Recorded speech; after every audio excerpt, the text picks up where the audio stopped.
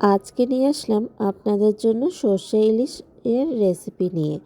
এই যে দেখতে পাচ্ছেন সর্ষে ইলিশটা রান্না করেছি, সেইটাই আর কি আপনাদের সাথে শেয়ার করব। অনেকেই জানি সর্ষে ইলিশের ভিতর পেঁয়াজ রসুন টক দই আদা বাটা বিভিন্ন জিনিস দিয়েও রান্না করেন, কিন্তু এইভাবে পেঁয়াজ রসুন ছাড়াও কিন্তু রান্না করা যায়। সেটাই আর কি আপনাদের সাথে আজকে শেয়ার করব। আর এই সর্ষে ইলিশের রেসিপিটা আপনাদের অনেকেরই কম বেশি জানা আছে জানি, কিন্তু তারপরেও আপনারা আমার এই রান্নার ভিডিওগুলো অনেক ভালো দেখেন আর সুন্দর সুন্দর কমেন্ট করেন, তাই ভাবলাম আমি যেভাবে রান্না করি সেইটা একটু আপনাদের সাথে শেয়ার করি। রান্নার ধরন কিন্তু একটু অন্যরকম হয়েই থাকে, এক একজনের রান্নার ধরন এক এক রকম। দেখবেন মশলা একরকম হয় কিন্তু রান্নার ধরন কিন্তু আলাদা হয়। অবশ্যই কিন্তু কমেন্টে জানাবেন কে কিভাবে রান্না করেন। প্রথমেই আমি ইলিশ মাছটা লবণ হলুদ দিয়ে মেখে নিয়েছিলাম। তারপরে আমি সর্ষে বাটা জিরা বাটা আর হালকা পরিমাণে ঝাল বাটা আর জিরা বাটা দিয়ে আর সর্ষের তেল দিয়ে একসাথে ভালো করে মেখে নেব। এই যে মাছগুলো আমি মেখে নিচ্ছি, মেখে নেওয়ার পরে আমি 5-10 মিনিটের মতো আর কি রেখে দেব, যাতে মশলাটা ভালো করে ঢোকে। আর এই যে দেখতে পাচ্ছেন আমি মশলাটা ভালো করে মাখিয়ে নিচ্ছিলাম। হাত দিয়ে মাখালেই কিন্তু বেশি ভালো হয়, আমার মনে হয় যে মশলাটা মাছের ভিতর ঢোকে ভালো।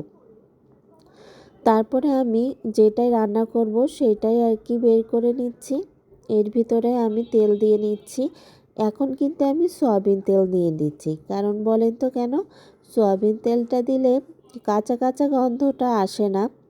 সর্ষের তেলটা দিলাম যেহেতু না, আগেই মাখিয়ে রেখেছিলাম, সেই জন্য আর কি সর্ষের তেল দিইনি। সয়াবিন তেল দিয়ে হালকা জিরে সর্ষে দিয়ে আবার একটু কষিয়ে নিলাম মশলাটা কষিয়ে নেওয়ার পর মাখিয়ে রাখা সেই ইলিশ মাছটা এখন দিয়ে দেব। একটু একটু জাল হয়ে যাওয়ার পরেই আমি গরম জল দিয়ে দেব। আগে থেকে গরম জল করে নিয়েছিলাম, সেইটাই আর কি দিয়ে দেব।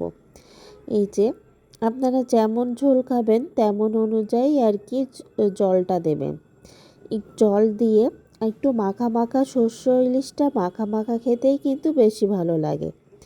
আর এই যে আমি গরম জল দিয়ে আর কি এখন ঢেকে দেব, একদম মাছটা ভাপেই হয়ে যাবে। অনেকে ইলিশ মাছ ভেজে শস্য বাটা রান্না করেন, আমার মনে হয় শস্য বাটা মাছটা ইলিশ মাছ না ভেজে বেশি স্বাদ লাগে, বেশ ভালো লাগে খেতে। এই যে দেখেন টকবগিয়ে ফুটছে, তারপরে কিন্তু আমার রান্না শেষ। এখন আমি বাড়িতে তুলে নেব এই রান্নাটা।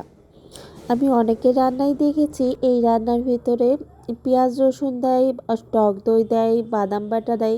জানি এটা অন্যরকম একটা লাগে, কিন্তু একদিন এরকমভাবে রান্না করে দেখবেন পেঁয়াজ রসুন ছাড়া অবশ্যই ভালো লাগবে খেতে। আর মাখা মাখা ঝোল হলে আরও বেশি ভালো লাগে খেতে। আমাদের বাড়িতে একটু ঝোল বেশি খায় বলে ঝোলটা একটু বেশি করেই করা হয় আর কি। সেই জন্য আর কি অনেক সময় পাতলা ঝোলে রান্না হয়, কিন্তু এদিনকে আমি পাতলা ঝোলে করিনি, মাখা মাখাই রান্না করেছিলাম। মশলাটা একটু বেশি দিয়েছিলাম যাতে ঝোলটা বেশি হয়। আর এই যে আমার রান্নাটা প্রায় শেষ। আমরা যখন প্রথম এই ইলিশ মাছটা রান্না করেছিলাম শ্বশুরবাড়িতে, শ্বশুর বাবা খুব ভালো খেয়েছিল। তারপর থেকেই শস্য বাটার মাছ রানলে আমি না হলে বোন রান্না করতে চাই। আর এই যে প্লেটে গরম ভাতের সাথে ইলিশ মাছ খেতে কিন্তু খুব মজা লাগে। অবশ্যই কমেন্টে জানাবেন আপনাদের কেমন লাগে। অবশ্যই পাশে থাকুন। ধন্যবাদ।